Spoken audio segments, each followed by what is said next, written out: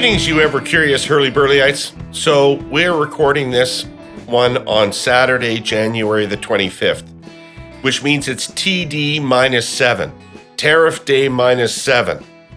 As every one of my listeners here in the 51st state knows, and fuck that shit, by the way, President Trump has threatened to impose tariffs on Canadian exports starting on February the 1st.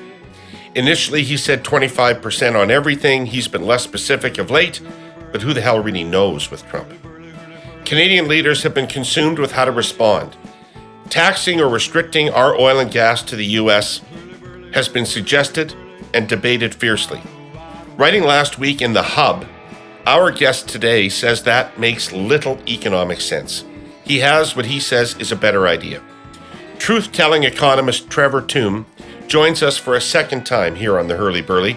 Trevor's based out west. He's a professor of economics at the University of Calgary and a director of fiscal and economic policy at the School of Public Policy.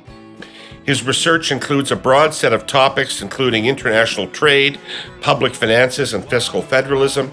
He had some very controversial research on the carbon tax, which continues to reverberate out there in the public domain. He's a regular contributor to the very excellent the Hub.ca and comments widely on the economy across various media. So it's Trade and Tariffs Day today on the pod. What the hell is about to happen to the Canadian economy? What's going to hurt? And how can we help ourselves? Trevor, welcome back to the show.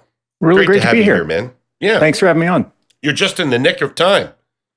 Yeah. Well, we'll see if we actually get the tariffs on February 1st. He promised it on day one. We didn't see that. So, yeah, we'll see. Do you have much hope about that? Hope for tariffs? Quite the hope opposite. that he won't do it. So I think the experience that the U.S. had with their tariff war with China is any guide. They might start with something small, tariffs on certain selected products, more symbolic than anything. Then there's retaliation. It sort of escalates in a tit-for-tat fashion from there. So I think it'd be really hard at this point for him to avoid having tariffs on something. I think what the nature of them is, how broad they truly are, whether there are actual clear paths forward to work something out between not just us, but also Mexico and the United States. That's the open question. And then are they using tariffs as a way to generate revenue to fund making permanent the income tax changes, personal and business, as part of the planned tax reform that we might see in Congress there within the first 100 days? If so, then that would be really concerning if they're broad-based revenue tariffs that are permanent in nature. And I think all those are open questions. Why do you basically question his resolve to do what he has said he will do? Well, he instructed various entities, commerce in particular, to look at ways to remedy the trade balance, look at issues related to drug trafficking, migration across the border, and so on. So he did ask them to come out with a report to him on these issues as of April 1. So there is this gap between the instructions that he provided to the various departments to look at these issues and the timing of when the tariffs might come in. And so for things not to happen on February 1, but we sort of get pushed out to when those reports come in a few months' time, I could see that. And I think that's where we can have some hope. But, of course, who knows? Right. So before we get into your ideas about how we ought to deal with any tariff threat, can we scope out the potential damage to the Canadian economy? So who and what is really at risk here? So first, it is important to note right at the start that we don't really know what the implications might be, precisely. We've never gone through a shock of this nature. The last time the U.S. implemented broad-based tariffs was back in Nixon in 1971. And even then, it wasn't literally on everything. It covered only about 1/3 of the trade that Canada had with the United States. Not great, at all. But the economies were much less integrated in 1971. Absolutely, exactly. We didn't have the same type of joint production, if you will. The majority of Canadian trade today is done within the firm. It is a company with a plant on one side of the border and a plant on the other, and they're trading between them within that firm. It's selling literally to itself. And about $4 of every 5 that is traded between Canada and the US is an intermediate input or a capital good. Right? It is not the final consumption goods that you and I purchase to enjoy or to sell to Americans to enjoy. It is really us making goods and services together. And a tariff would have a much larger implication now than back in the 70s. And then you have to look back to the 1930s to find another comparable trade policy change in the US. Interestingly, how to respond to that Smoot-Hawley tariff at the time was an issue in the 1930 federal election campaign then, and how to respond now might, I think, very likely be an issue in the potential election that we have coming up this year. So how do we approach this then to get to the answer to your question? How disruptive would it be? Well, different entities, financial institutions, we have consulting firms, Navius being the most recent, have models of the Canadian economy that are used to evaluate all sorts of developments, used to kind of project where we might be headed, evaluate tax policy, all sorts of issues, and trade policy. I have one of these models myself that I've used in academic work for papers to think about the implications of tariffs. And we effectively simulate what the effect might be. Now, of course, that's contingent on you believing that the model is in any way reflective of what might actually happen. And there are lots of different ways of modeling this. But for the most part, I'd say that all of us who have done this, I think Navius is out on the higher end at the negative consequences exceeding about 4% of Canada's economy. My own estimates that I did for the Canadian Chamber of Commerce suggest that depending on how we retaliate, somewhere between 2 to 2.5%. So it gives you a sense of scale. What does that mean to me? It means basically a normal size recession. Like to shave 3% off of GDP is roughly in line with what we tend to see during a recession. Some are larger, some are smaller, but that intuitively is what you should think of here. A 25% tariff by the US, again, depending on how we retaliate, but even just a 25% from the US alone, basically just causes a typical recession. So that's not great. That we would be in forever? Or is it, or do we work our way out of it over time? No, so this would be a permanent drop in, think of it as the economic potential of the country. We'd be ratcheted down to a lower trajectory. Okay. Now, sometimes you see that following recessions. Our experience following COVID is potentially that, where we are on a permanently lower growth trajectory than where we were going into that. And you see that in other countries during financial crisis. Highly disruptive events do have that persistent, very long-lasting, potentially permanent effect on the economy. And so that doesn't mean unemployment would be permanently higher. It would temporarily increase almost surely. There's about 2.4 million jobs currently exposed to U.S. tariffs. But those adjustments over time would occur, work in other sectors, different areas would expand and so on. Lower wages? Lower wages, exactly. Lower incomes, higher prices, worse standard of living. That would be the permanent effect. Right. Interesting. When Trump says he doesn't need our cars, he doesn't need our wood, he doesn't need our oil, is he right about that? Well, it depends what you mean by need, right? They benefit from our oil, our cars, our lumber, and so on. They benefit from our food exports.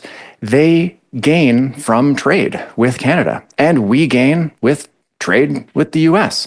Both are made better off.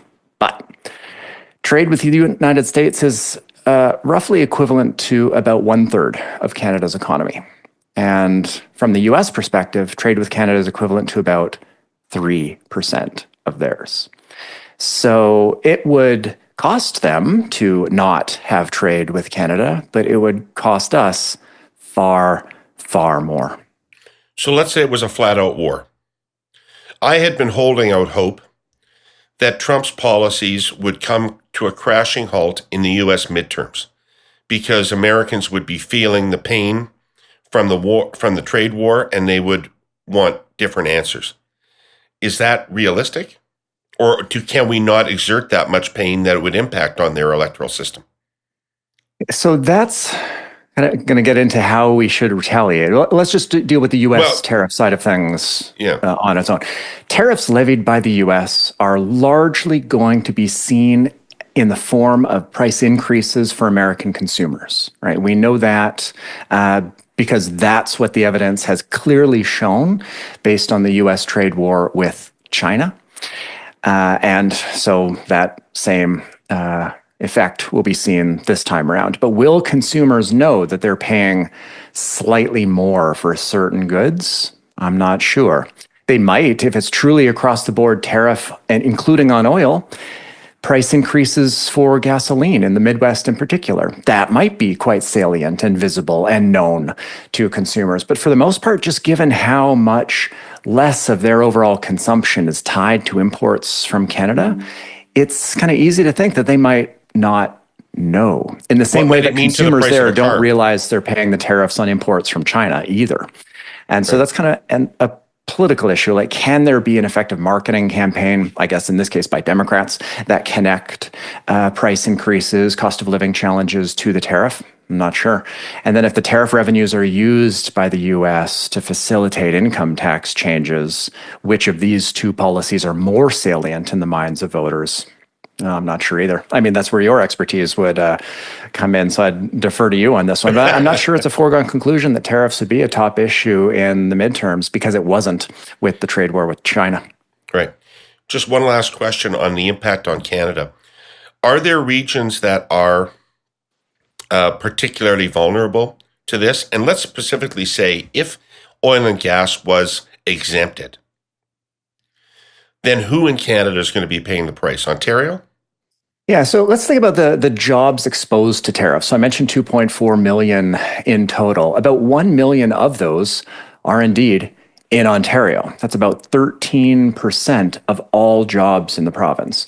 About 13% of all jobs in Alberta are also exposed to tariffs. So Ontario and Alberta, these are the two provinces that are tied for the most exposure. Okay. And oil and gas might have a much easier time in the short term absorbing the shock from a tariff, even if it's in the form of a lower price received by producers here. That wouldn't necessarily take the form of job losses in the same way that disruptions in manufacturing might. So I say that Ontario is perhaps the most exposed to the greatest amount of likely employment disruptions as a result of the tariff. Now, the open question here is how much of the tariff is shifted to producers in Canada in the form of lower prices received here. You know, many firms might opt to take a haircut on the price that they charge to keep some businesses. And it might take time for U.S. consumer behavior to change in response to the tariff too. So we wouldn't see the economic disruptions or the job losses hit immediately. It would take some time for that to work its way through.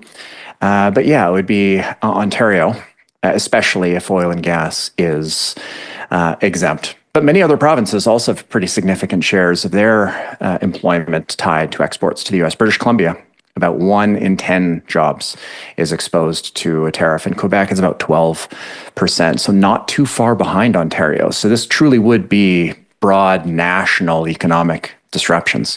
Now, that aside, just one final point is there are many jobs, about half of the total, that are not actually in firms that export to the United States. They're in suppliers to exporters. And many of those are even in firms that supply exporters in some other province. And so 2 to 3% of all jobs in Canada are in firms that supply exporters in another province in exports to the United States. So there'd be big supply chain implications that would truly spread nationally. Interesting. Another Herle confession. I've spent decades personally nurturing a duopoly. Lemon Heart rum and Coke. A cocktail duopoly. It just works for me, man. I'm easing into this with a joke, because monopolies and duopolies do not work for most consumers. What they do is hinder genuine competition in markets and business sectors. Precisely what I've been talking about on behalf of our presenting sponsor, Tellus. Tellus has been barred by way of a federal cabinet order from offering wholesale wireline internet services to new customers in Ontario and Quebec. If you've been following the story, you'll recall that prior to the cabinet order slamming on the brakes, an interim decision by the CRTC had allowed Tellus wholesale access in those markets, so Tellus went in and invested. They offered highly competitive prices and new service bundles. And the people came. It's here that I'll take you back to the beginning, to the unhealthy, uncompetitive duopoly. The data from that period shows the vast majority of customers Tellus signed up came from the two behemoths in the region, Bell and Rogers. They were not drawing customers away from smaller carriers, i.e. putting the little guys out of business. Just the opposite. Tellus was adding competition to Rogers and Bell's internet duopoly in Ontario and Quebec. That, my friends, is what effective market forces in action look like. A duopoly diminished, real choice, consumer benefits in the form of lower prices and better products. But again, the federal cabinet order has put a halt to all of that. Tellus is fighting it in court. You can make your voice heard too. If you support policy that disrupts the duopoly and fosters genuine competition, please add your name to the nearly 200,000 Canadians who have signed Tellus's petition at demandmoreinternetchoice.ca. I'm wearing my signed David Letterman shirt today, but we're not going to do any stupid pet tricks on this show. But what I am going to do is go through your article, which really struck me because it's so contrary to what I've been thinking and to what I thought the developing consensus was. And you're not a crank. You're a data-driven, serious person. So I sat up and took notice when you wrote this. And what I want to do is go through the passages that really leapt out at me and talk about them. Yeah, sounds good. So sorry, what were you going to say? Oh, no, sounds good. It was good. Yeah. Okay. So, first passage. The number of Canadian jobs embedded within oil and gas exports to the U.S. accounted for 228,000 jobs in Canada, and fully 40% of those jobs are outside Alberta. By comparison, the next largest sectors, professional, scientific, and technical services, and wholesale trade, each supported just over 170,000 jobs tied to U.S. exports. Meanwhile, motor vehicle manufacturing exports to the U.S. accounted for approximately 84,000 jobs, or about 1/3 of the total from oil and gas extraction. I had no idea that it was that much bigger than auto. Yeah, and in part, this is, if you think about manufacturing on the whole, you'd be adding up a lot of these subsectors. So motor vehicle manufacturing alone, is 84,000 jobs supported by exports to the United States. And naturally, you'd want to add to that machinery, equipment, parts, other things to get a sense of the manufacturing sector as a whole. So how you aggregate the sectors, paints a certain picture. I'm simply adopting here to illustrate this kind of the main Statistics Canada classifications of different sectors. Because I think most of us do have this intuition that motor vehicles is the dominant source of economic benefits from trade with the United States. And oil and gas, people know we export a lot of oil and gas. That generates a lot of income, but how many jobs are tied to that is also something I don't think is broadly known. Now, these jobs include not just those directly employed in oil and gas, it's also those who supply services. So there are many 40% outside Alberta, like outside of Saskatchewan, who's working, whose job depends on oil and gas in Manitoba? Well, I'm not sure off the top of my head, Manitoba specifically, but generically, who are suppliers to oil and gas that account for a lot of these jobs? Well, think about metal manufacturing, piping, those sorts of things, machinery, equipment, the production of those items that are sold to oil and gas to facilitate production that facilitates that export. That's within that 228,000. So this is not 228,000 oil and gas jobs generated from exports to the United Right. States. This is jobs in many, many sectors who supply services to these exporters. Other large ones are professional services. Think about financial services who provide their service to oil and gas exporters. They would be disrupted to the extent that one of their important clients is disrupted, for example. So this is, it's very interesting data. And so I did want to highlight it in the piece, and I should give full credit to the great work that the fine folks at Statistics Canada do putting it together. This is publicly available. People can pick their sector, dig into different provinces and sectors in terms of trade with the United States. So this is really, and I link to it in the piece for anyone who wants to explore it further, really eye-opening because it does reveal, I think, sometimes counterintuitive patterns, like you noted, the number of jobs tied to oil and gas exports. Just out of curiosity, what is this category, professional, scientific, and technical services? So professional services, think about an accountant. Technical services, someone who might provide some design services to someone else. And so this is a category where it would be someone, in all the professions you might think of, we're aggregating them together into that category. Okay. And why are they reliant on the United States? I would have thought consulting services would be that are in the United States. So services trade is quite important and quite large between the two economies. And interestingly, the president likes to focus on trade balances. The services trade is one where the U.S. has a pretty large trade surplus with Canada. So we shouldn't just think about goods.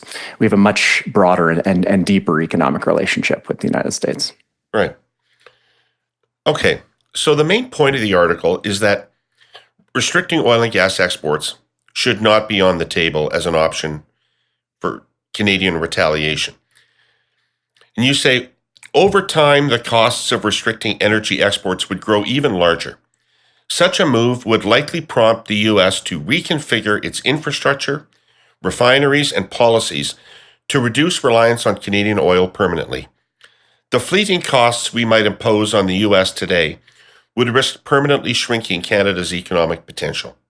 I guess the question that raised with me is, how quickly can they adapt? And would there not be a lot of pain to U.S. consumers and U.S. industry between the time of our action and the time when they were able to reconfigure? Because my understanding is they have refineries that really can only do our oil or Venezuelan oil. And so they'd either have to get Venezuelan oil, and I'm not sure how attractive proposition that is to them, or they'd have to scrap those refineries and build new ones. I presume the Koch brothers have a view on that. Indeed, and on Venezuela, I'm not even sure it's possible for Venezuela to produce the oil that's needed. They have a lot of domestic issues that are holding back their literal ability to produce oil that they once did several years ago. Now, you're right. Many refineries in the United States are tooled to take as an input the heavier Canadian oil, and much of what the U.S. produces in terms of its oil is lighter and different.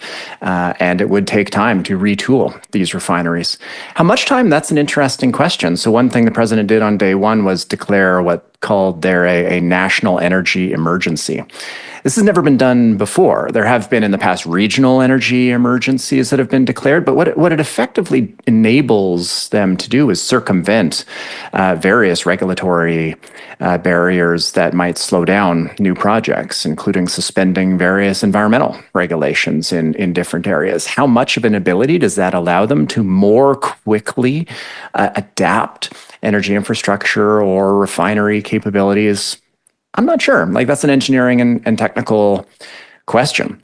And to what extent does their strategic reserve have the capability to substitute for a lot of the lost input of these refineries? Even if they go down, is there the capability to expand production elsewhere and then literally ship the gasoline within the U.S. where it needs to go? So it would be costly, no doubt. What I'm pointing out in the piece is that they eventually would, almost surely, as we would, as anyone would, take steps to be less exposed to that risk in the future, permanently lowering the demand for Canadian oil and gas by the United States. And they might be able to do that quicker than we might think. And the whole point So of if we retaliation spent is that time while they were suffering that pain, if we spent that time building another pipeline, that'll gave us other export options. Yep. How does that? Yeah. And this gets to what I, in the piece, characterize as a better way, which is focusing on policy choices within Canada that we can do to both reduce reliance on trade with the United States, which is a physical infrastructure problem. Put pipelines aside, rail, port capacity, our ability to trade with other countries is constrained by our infrastructure capacity at the moment. And taking big moves to expand our capability to trade with others absolutely should be on the table. Now, the whole point of retaliation, though, is not to feel good about it. And I understand there is an emotional component here, a natural one, but it is to induce a behavioral change on the part of the US. We want them to change their behavior, to remove tariffs if they levy them. And so we should always ask ourselves whether the steps we take are going to be effective at causing a change of behavior in the US. If we were to block oil and gas exports, well, two things. One, as we were just discussing, it might lead them to change behavior in a way that is a permanent cost to Canada by shifting their use and sourcing of oil to no longer rely on Canadian sources. It would also potentially, and this I need to give full credit to my political science colleague here at the University of Calgary, Professor Lisa Young, who notes that it might also provide the administration with a credible alternative explanation for higher energy prices in the Midwest from the tariff policies to actions by Canadians, effectively blaming Canada for any price increase and affordability challenge that they experience, and therefore might entrench the U.S. policy position by effectively deflecting any public pressure away from their own tariff choices. And that's another real risk. But in advocating this, aren't you really taking retaliation effectively off the table? Because everybody seems to think that oil and gas, we could restrict potash sales and farmers would be upset about that, and we could restrict critical mineral sales and maybe EV battery manufacturers would be upset about that. But in terms of something that would get Americans' attention, it's fucking oil, isn't it? So that's a nice way to frame it. I'm watching Landman, feels to me show. like... Yeah. So the way you phrase it, I think it is important to be open and honest about this. Am I implicitly taking retaliation off the table? And I think the answer is yes. Now, I think about retaliation in a couple of different ways. There's some non-economic forms of retaliation that are going to be taken for symbolic reasons, maybe facilitating a communications strategy in terms of public relations in the US. So think about tariffs on Kentucky bourbon and Tennessee whiskey and these kind of visible salient items, especially for certain key states or key districts in the US. That's fair enough. Like if it's retaliation as part of public relations in the US, great. But we need to keep in mind, and it is an unfortunate reality that we find ourselves in, that our ability to actually, through retaliation, harm the US economy in a meaningful way that would lead to a change in policy by the US administration is potentially near or close to zero, even with oil and gas restrictions having incredibly high economic costs on Canada for manageable levels of short-term disruption in the United States that might even entrench their policy choices on the trade front for a longer period of time. And if it is indeed the case that we cannot effectively retaliate, especially through tariffs, I think we can't for most items, then we need to think about doing other things to not pressure the United States, but to ease our own, to dampen the economic consequences for Canada of these U.S. trade policy changes. That means taking steps to strengthen the Canadian economy. Steps, we could take for our own sake, but maybe going to such an extent with measures to make our own economy more competitive that we are doing things faster than we otherwise would and wouldn't normally do. Interprovincial trade costs, and we can talk about literally what that would actually mean to take seriously. Infrastructure spending, suspending different regulatory barriers. I kind of think about, one interesting way to retaliate against protectionist measures in the States is to have an even freer border in terms of our imports from them, dropping any tariff that we have, and we do still have some, on U.S. imports, dropping regulatory barriers and quotas, thinking hard about bilingual labeling and whether we just want to have the most competitive economy we can imagine to offset the 2, 3, maybe 4% hit that we would take in response to the tariff. And there are lots of options. How would that help? Explain that to me. Oh, well, if a negative external shock occurs, that's going to be lowering Canadian economic output, and we take measures to boost the pace of investment and growth by at least as much, then we may completely offset the negative hit. And there are ways of boosting Canada's economy that exceed the 2, 3, or 4% hit that we might take from 25% tariffs.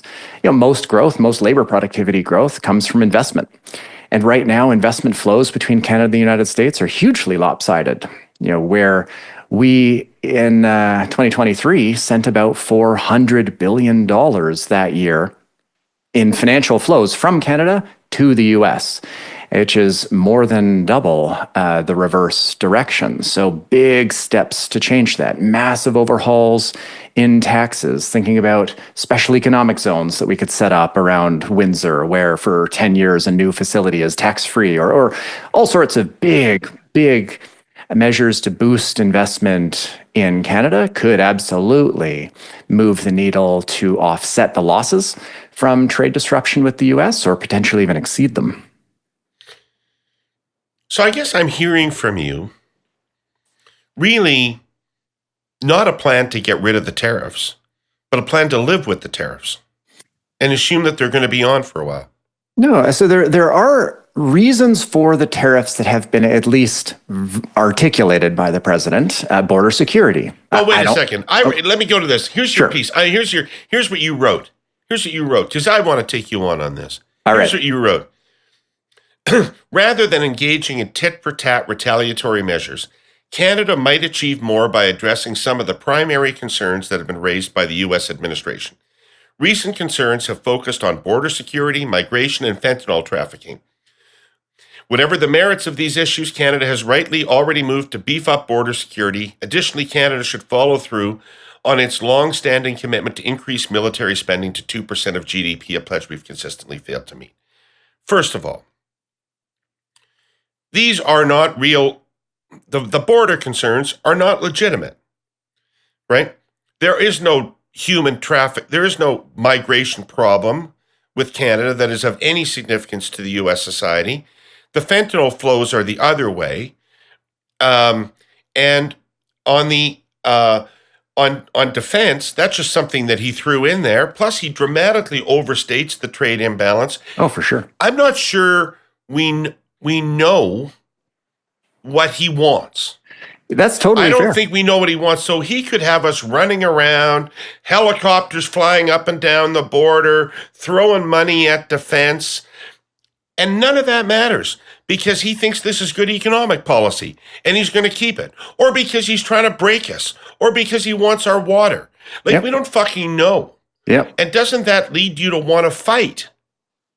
I understand the emotion of wanting to fight. I certainly understand the pressure that creates for governments to respond to public pressure. I get it. You can't run on a platform of lay back and think you're the queen. We didn't retaliate in 1971 with those Nixon tariffs. Now, of course, Trump is not a rational actor in the way that normal presidents are, at least my personal impression, just to I think he's an idiot. And so I agree with you completely that it's really hard to imagine, taking steps on this issue and that, and great, now we've resolved the source of concerns. But what do we see the government doing? Rightly, in my view, taking those issues off the table anyway. Even if it's a completely irrational, made-up issue around border security, take it off the table. $1.3 billion to take that issue off the table? No problem. What did we see yesterday from Bill Blair? Now publicly saying that we can absolutely meet a 2% NATO target by 2027. It looks like they are, at the very least, seriously contemplating measures federally to meet that target and accelerate these timelines. Again, taking the issue off the table. The trade imbalance. This is something where I think the president's maybe not making it up. He's talked about trade imbalances his entire adult life, taking out ads in the 1980s, complaining about. But everybody in your profession says he doesn't understand them. Yeah, and there is no reason I can think of for why that bilateral balance with the United States matters for anything. Like, who cares? It doesn't matter. Most people, though, do think that trade balances matter. That's why every month that we get the new trade data, there's some headline somewhere or another that says, oh, the trade deficit increased. And then many Canadians will be reading that going, oh, that's bad. No, it's completely irrelevant. But most people's intuition, which the president shares strongly, is that we gain from trade if we export more than we import. That's just not true. I don't know that explaining is going to get us very far. So we can take steps to take that issue off the table as well. Not by manipulating the currency or having export or import controls or things like this. But when we talk about measures to boost Canada's competitiveness, really leaning hard, seriously into measures that boost growth, boost investment, that would raise the value of the Canadian dollar. Full stop. And with a higher Canadian dollar, imports from the US become more expensive from our perspective, and exports, less expensive, so we can purchase more from them at a lower price. Right. And that would shrink the trade deficit and conceivably large enough to flip it. And so if we really lean heavily into measures to boost investment, boost growth, boost competitiveness, that too might also take the trade balance issue off the table. We have a large balance of payments deficit with the United States. Yeah, we export more than we import, but we invest in the US way more than they invest in Canada. And those financial flows are, they're not made in a vacuum. These are people chasing returns. And if we change the attractiveness of Canada as an investment environment, then those flows will adjust, and that causes a trade balance improvement from their perspective. Are those investors in the United States, are they companies or pension funds?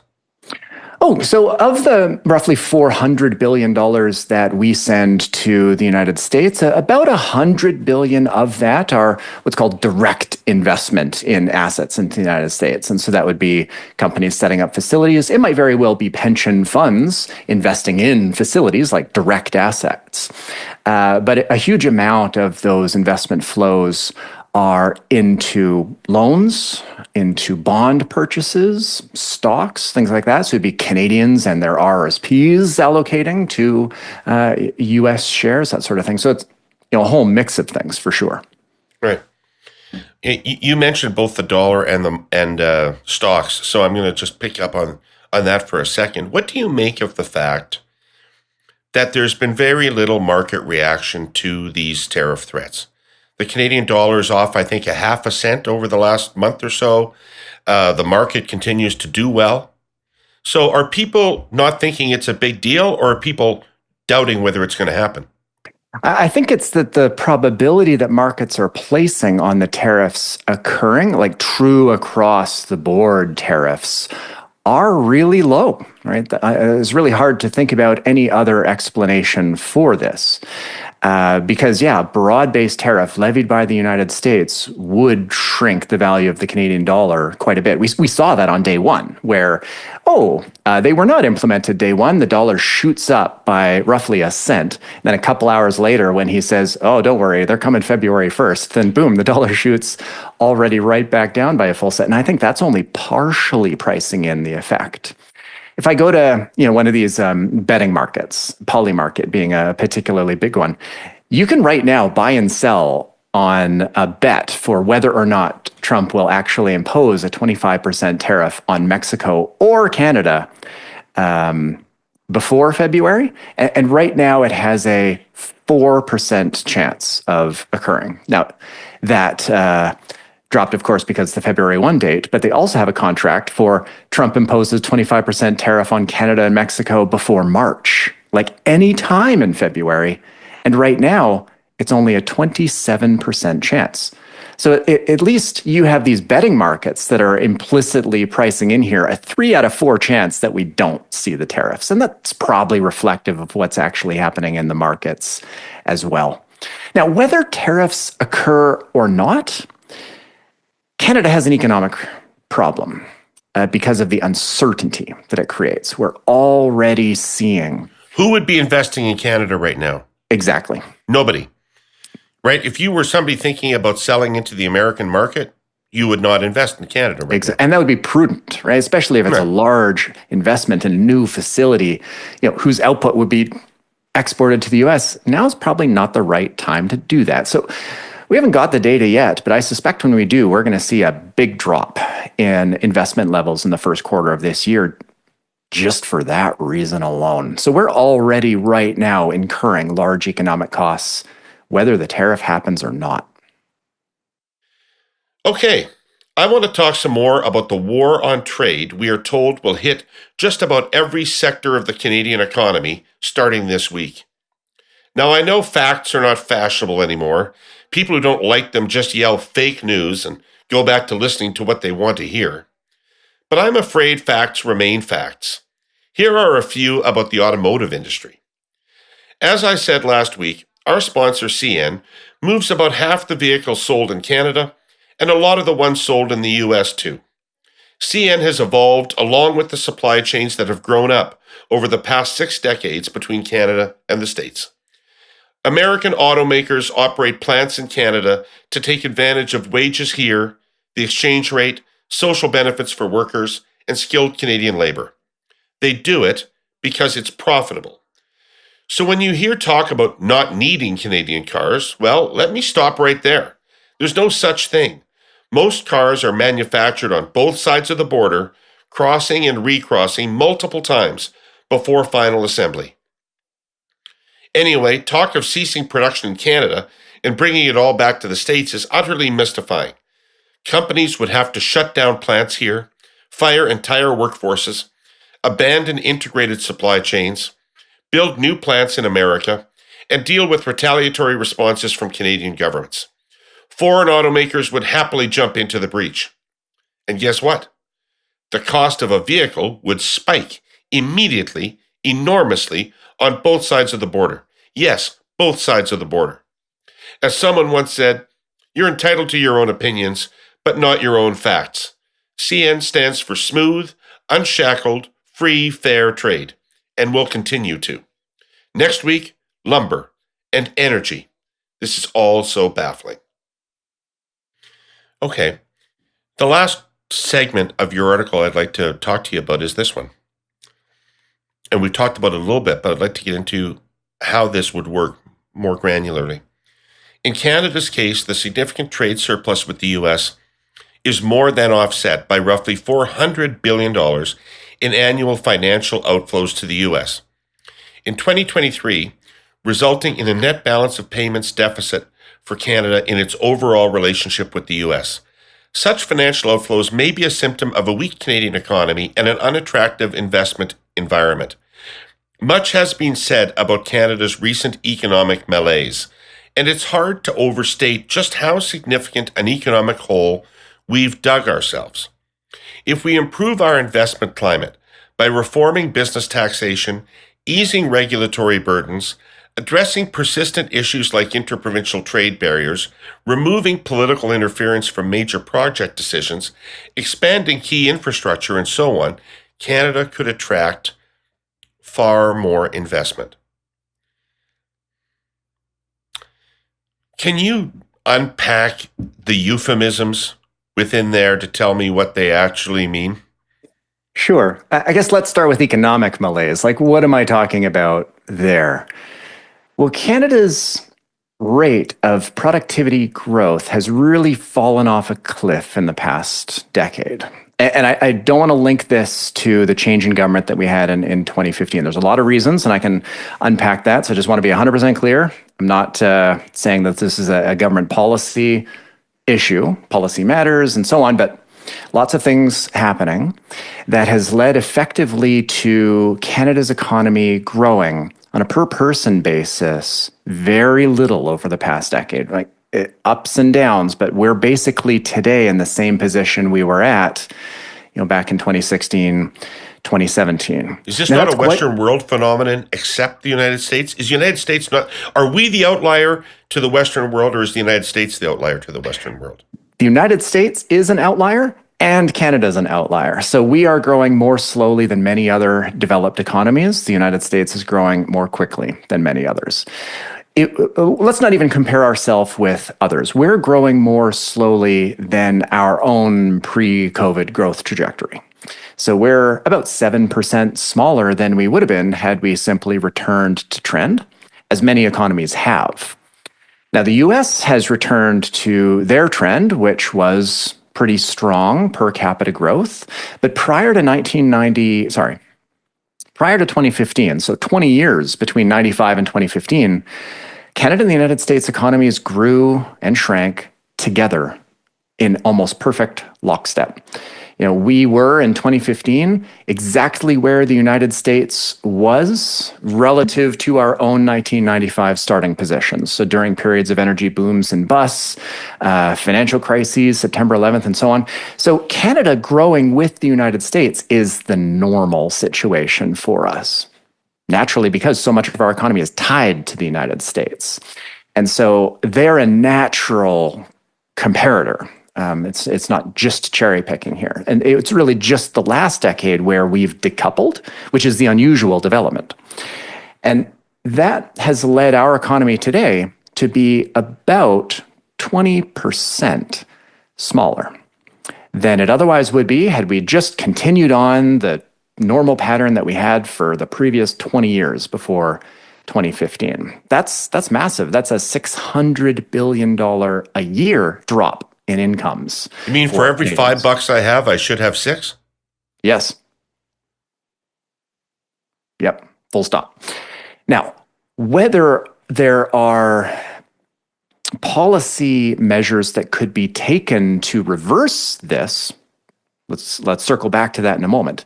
It's crystal clear that Canada's economy is growing less than it could, either relative to the US or relative to our own potential that we had observed in the years prior to COVID. And that does come at the cost of lower disposable incomes of Canadians. And if you look at disposable income growth of households, we have only twice before have seen slower growth over the span of roughly a decade than we're seeing right now. That's the Great Depression, so a class of its own, and the 1990 recession, which was deep and long-lasting. Ask Brian Mulroney. Yeah, exactly. A very difficult time. And uniquely difficult in Canada. The US didn't have the same kind. They did have a recession, but not like Canada. It was really bad. Well, that's partly John Crow's fault, right? And he lost his job over that. Oh, that's right. Anyway, we could go on a huge tangent about that. But just keep that in mind. We are right now. I'm just trying to get back at him because he once called me a functionary. I'd take that as a compliment. But we are experiencing now economic and financial pressures on Canadians that are equivalent to a very bad recession that we saw in the 1990s, even though we're not in a recession right now. So that's what I mean by economic malaise. That's absolutely related to our trade relationship with the United States because it affects the direction of financial flows, which affect the value of the dollar, which affects the trade balance in a way that is working against our interests in the sense that the president can point to this trade imbalance and raise it as a source of concern. And then all the issues around, what do we do about it? I'm not sure what in there is a euphemism, but let's start. I'll go through them. I'll go through them. Right? Yep. Reforming business taxation. Yep. What does that actually mean? It means cutting taxes on investment. It doesn't necessarily mean lowering the corporate tax rate on profit, but it does mean, if we were to go full on, it would mean allowing 100% full expensing, full write-offs of any investment that a company makes. Whereas right now, they have to gradually depreciate that investment over time. This is something where I'll just note it's something that we saw in the fall economic statement. Of course, a lot was lost in the fall economic statement because of all of the political developments around there, but the government did reverse course on its decision to phase out measures that allowed for more accelerated write-off of investment. And so that's a marginal decision, allowing companies to more quickly write off their investment. We could go all in and just say $1 spent on investment, you write off against your taxes in the same way that $1 spent on labor, you write off against your taxes, making investment tax-free. Right? That's what I mean concretely. Interesting. Okay. Easing regulatory burdens. Easing regulatory burdens. Environment, indigenous. What else do I need to say to you? I don't mean weakening regulatory structures and stringency levels. I mean, in Canada's case, regulatory burdens that really drag on the economy are simply the existence of differences between provinces. Think about the hundreds and hundreds of professional credentials that provinces regulate, that if you can supply your service in one region, you can't necessarily do it in another. And this is not just a barrier on our ability to move, but it's a barrier on our ability to sell services to each other because we have local regulatory bodies basically across the board. Provinces should, to ease regulatory barriers, say, well, if your good is sufficient in British Columbia, it is automatically good to go in Ontario or Saskatchewan. No inspection, no test, no certification, no nothing. That would, of course, weaken the strength of provinces to act independently in areas of their own jurisdiction, but it would eliminate these regulatory burdens in the sense that now people could move, companies could operate across borders more easily, they could buy and sell from each other more easily. That's sort of what I mean there, and it's tied to the interprovincial trade issue. TikTok has been a major champion of Canadian creators, musicians, and small businesses who are using the platform to reach a global community of over 1 billion users. TikTok Canada has a team of hundreds of local employees dedicated to supporting the success of Canadian creators and businesses on its platform. The federal government, however, has ordered TikTok to shut down its Canadian offices. While the TikTok app will remain available in Canada, TikTok's hundreds of Canadian employees will lose their jobs, eliminating important roles and the support that's provided for the over 14 million Canadians who use TikTok. TikTok Canada believes it's important to have employees in Canada, supporting Canadian creators and advertisers, paying Canadian taxes, and operating under Canadian law. Facts matter. Simply put, shutting down TikTok Canada eliminates jobs and stymies investments in Canada. Stay tuned over the next month to hear more about the work that TikTok Canada's employees do to support the success and safety of Canadians on TikTok. So I got a couple of questions about it. They're kind of tendentious questions, if I might say. One of which is, I've been hearing about this issue my whole life as something that Canada should do for its economy. Yeah. And so in this context, it kind of feels to me like something that people have been proposing for every different economic circumstance we find themselves in. And now they say, well, it's also the right thing to do for this economic circumstance that we're in. Second thing is, it sounds like it would take years and years to do this. Not necessarily. Right? No, I think that provinces are the problem, and provincial government leaders, premiers in particular, have never cared about the issue. I'm going to phrase it kind of uniquely strongly here because they talk about it a lot. You're right. We've been talking about it for a long time, but they don't actually take concrete steps to improve it, because what interprovincial trade costs are simply differences in rules and regulations and standards and certifications. And Try to make this real for me, because I'm unaware. Like, off the top of my head, if you asked me to name an example of an interprovincial trade barrier, it would be that I really don't have a good selection of BC wines at the LCBO in Ontario. And I don't have another example. So what is another example? Every province has a rule or regulation around health and safety, around, let's take a trivial example, but then you multiply this by 1 million. A vehicle that is moved from one province to another needs an inspection. Even if it is completely safe and legal in one province, you have to get it inspected if you take it to another. Multiply that to every good you can imagine.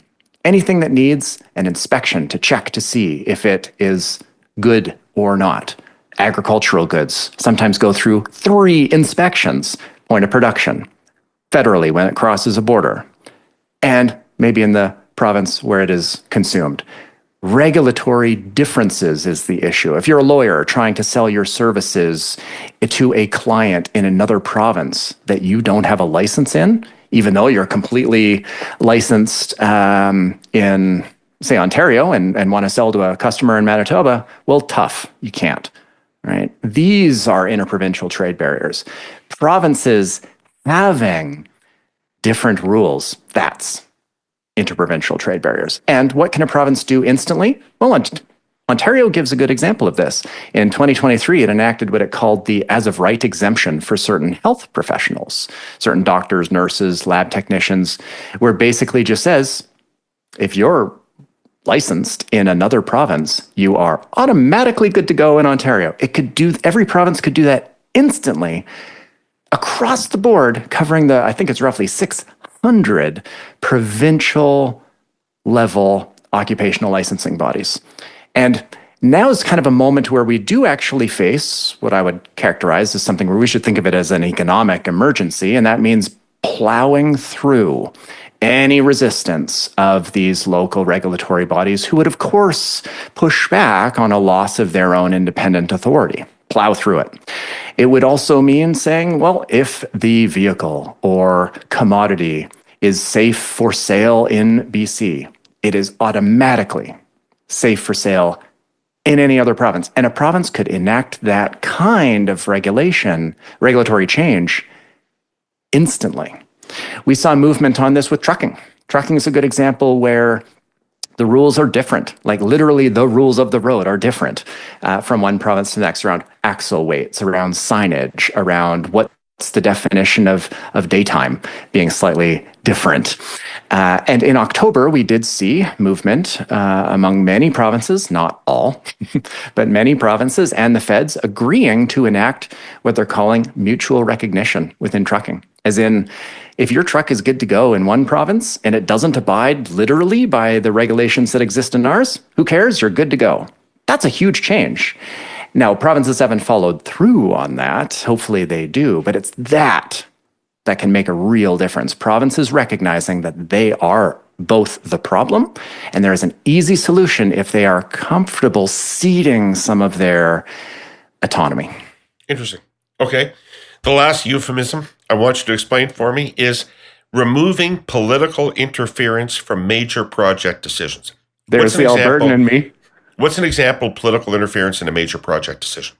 So this would be something where you have a project that is declined at the cabinet level when it has gone through all sorts of other approvals and processes prior to that. And so we're thinking about pipelines, like our physical ability to ship away from the United States. Northern Gateway is an example here.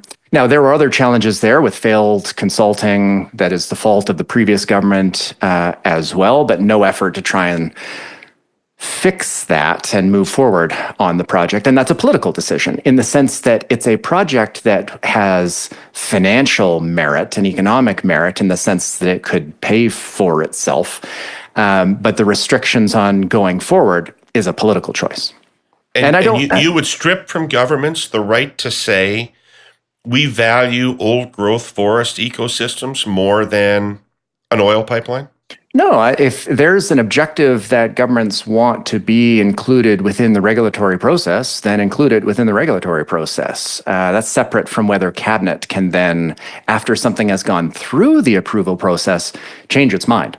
Now, maybe another example I will pull from the fine sponsors of your podcast, and this is like the decision around whether Tellus can provide services elsewhere in the country was something where it had appropriate approvals, but cabinet decided. Now you put me in a bad spot, Trevor. I think it's a great example. It's a great example where governments can absolutely have stringent regulations that are enacted and then enforced and reviewed by the appropriate bodies. In the case of energy, it would be the CER. In the case of telecommunications issues, it'd be another entity, and have them then have that as an objective, and they go through and evaluate. And if a company can say satisfy it, great, then we proceed. That doesn't mean that cabinet then gets involved. Right. But I mean, some of these things are always going to be inherently political. Like Energy East. Let's take Energy East as an example, right? I mean, the level of opposition to that project in the province of Quebec means that if the government in place had okayed it, they would have been defeated for somebody who would promise to kill it. Yeah. And so let me then note that, fine, if there are non-economic objections to a project that a government feels compelled to move on, fair enough. This is what makes governing difficult. Sometimes costs are worth paying. And as long as we're making those decisions, eyes wide open, fine. I'll be the first to concede that economic considerations are just one of many considerations. But now, given the disruptions with the United States, I think, suggest that governments might want to think about reevaluating the relative weight that they're putting on economic considerations, maybe weighting those a little bit higher because we are facing this real threat from the United States. And if governments take another choice for other reasons, that's fair enough. That's what they're there for, and I get it. Okay, so to wrap this up, because unfortunately our time it's just gone by so quickly. But what you're saying is we cannot retaliate against Trump's tariffs in a way that doesn't do more damage to us than it does to the United States. Yeah. And potentially long-term damage to us. So frankly, we have to accept Trump as he presents himself, not fight him, and adapt ourselves to this by doing things internally that make us more, that give us perhaps other export options and make us more competitive and stronger internally. So am I summarizing that correctly, or what more would you like to say about that? No, I'd say that is a fair summary of my position on this, which, admittedly, this is such an unusual position that, I might be completely wrong on this for sure. We just don't have a lot of experience with this kind of situation. But yeah, that I think absolutely characterizes my view here. And I'd say that this is not new for Canada. This is it's always the case. We are a small, open economy. We are exposed to international developments that are often beyond our control. And this, I think, is one of them. There's two Trump impulses that seem to me that we need to bear in mind. One of which is he probably only respects strength in his opponents. And the second thing is that he always has to win. Right? Yeah. So any Canadian strategy has to give him an exit ramp. Yeah. Let me circle back then to this idea of boosting investment attractiveness in Canada. We could also reframe Canadian investments in the United States in a way that gives him a win.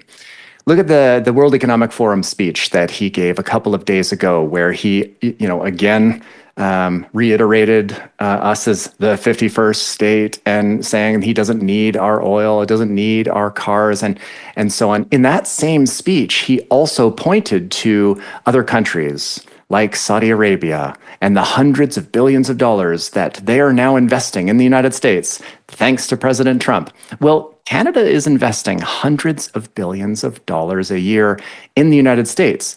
Maybe what we need is a little bit of coordination here between some of the companies that are making those investments and the government, and reframing them to say, oh yeah, we did that because of you, President Trump. And it's a win. We're doing what we can to address the concern you raised around our subsidies, when really it's not anything other than marketing and trying to paint those financial flows in a way that he can use as a win. And so that might be worth thinking about there. But again, that's how effective is that as a PR exercise? I don't know, but might be pretty effective. And he does seem to be touting other countries' investments in the US, and they might be doing a better job at selling it as something that he can take on as a win. We have the opportunity to do that too. Cool. Trevor, you can come back anytime. Anytime you got something to say, put your hand up. I love these conversations with you, and I love the work you do. I read everything you put out. And it's really a public service. So thank you so much for being on the show. Oh, well, thank you. It was a great conversation and an important one. Thanks. Okay, I want to thank our presenting sponsor, Tellus, our sponsors, CN and TikTok. I want to thank all of you Herle Burly-ites who watched or listened to this program, and come back next week, and there'll be more Herle Burly and maybe a Liberal leadership candidate. We'll see. In the meantime, thanks, Trevor. This was awesome. Thank you. Take care. Thanks. Herle Burly, Herle Burly.